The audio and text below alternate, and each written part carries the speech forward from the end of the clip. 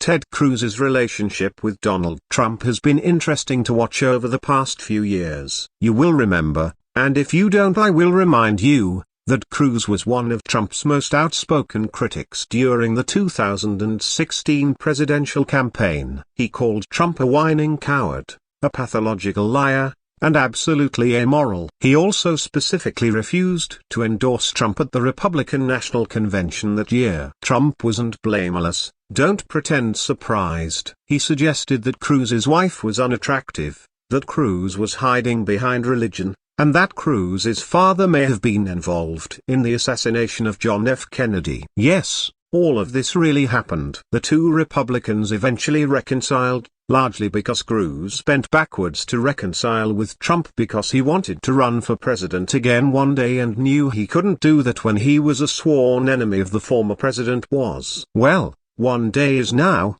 as evidenced by Cruz's trip to New Hampshire this week to run for House nominee Carolyn Leavitt, who is running in a Republican primary in the state's 1st Circuit. During his visit to the early presidential primary state, Cruz said something strikingly candid about his ambitions and the broader state of the 2024 Republican election. There are a lot of candidates out there feeling their oats and bragging, "I'm running no matter what. I don't care what Donald Trump says."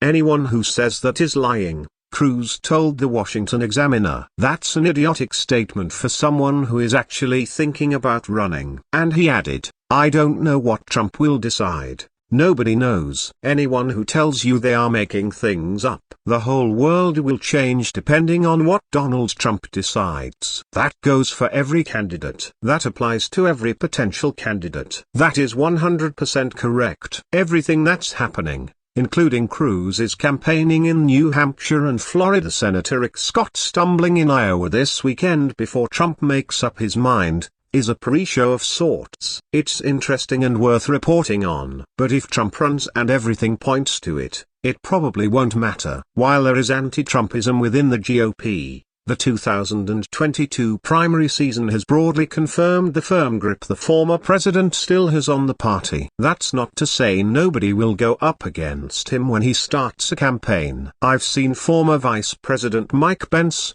former Secretary of State Mike Pompeo, Florida Gov. Ron DeSantis, and even Cruz running with Trump. It goes without saying that all of these people would surely be in the mix if Trump shocked the world and decided against running again. But the truth Cruz uncovers is that Trump remains the driving force in Republican presidential politics. All roads lead to him and his eventual go, no-go decision. And until he does, the race doesn't really begin for any other Republican.